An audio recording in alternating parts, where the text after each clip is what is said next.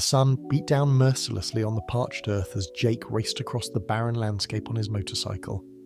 Dust billowed behind him, the only sign of life for miles. But he couldn't slow down, not with what was at stake. Jake's heart pounded as he replayed the video message from the kidnappers in his mind. They had taken Zoe, the girl he loved, and were demanding an impossible ransom. Jake didn't have that kind of money. All he had were his wits, his motorcycle, and a desperate determination to save her no matter the cost. He had managed to track the kidnappers to an abandoned warehouse on the outskirts of the city.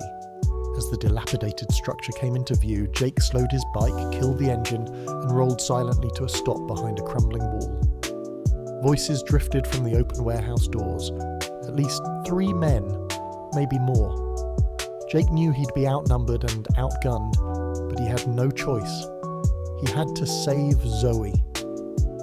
He crept along the wall, staying low and out of sight. As he neared the entrance, he peeked around the corner. He spotted Zoe immediately, tied to a chair in the middle of the open space, a gag in her mouth. 2 armed men stood on either side of her, assault rifles held casually but ready. Zoe's eyes went wide when she saw Jake.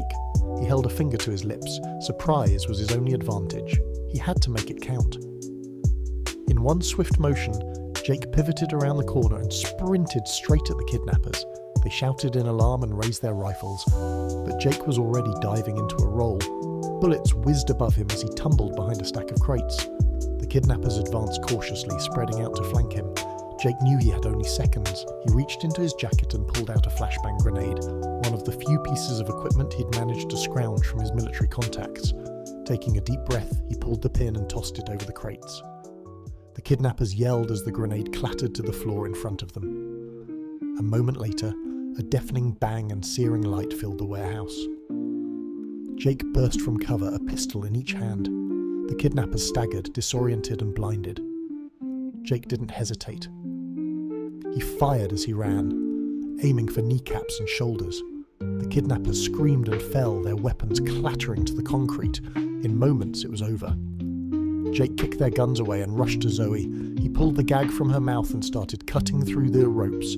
"Jake, how did you find me? How did you—" "No time," Jake said. "There'll be more of them. We have to move." He freed Zoe and pulled her to her feet, but as they turned to run, they found themselves face to face with the barrel of a gun.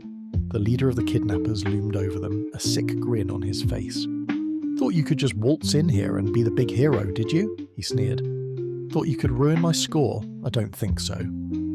Jake pushed Zoe behind him, shielding her with his body. His mind raced, desperate for a plan. The kidnapper's finger tightened on the trigger. Suddenly, the roar of an engine filled the air. The kidnapper whirled just as a motorcycle burst through the warehouse door in a spray of splinters.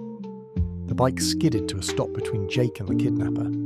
Its rider leaped off and Jake found himself staring at Zoe? "Surprised to see me?" the new Zoe said with a fierce grin. In a flash, she disarmed the stunned kidnapper and put him on the floor with a swift kick. Jake turned to the Zoe behind him. What? How? The first Zoe pulled off her wig, revealing herself to be Jake's computer hacker friend Mara in disguise. "Oldest trick in the book," she said.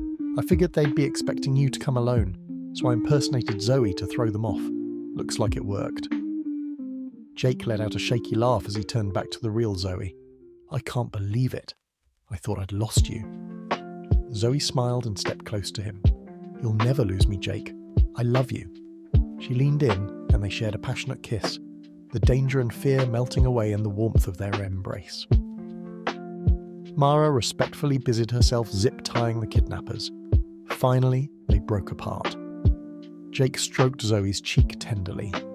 "Let's get out of here. Mara, call the authorities to come pick up this scum. I'm taking Zoe home."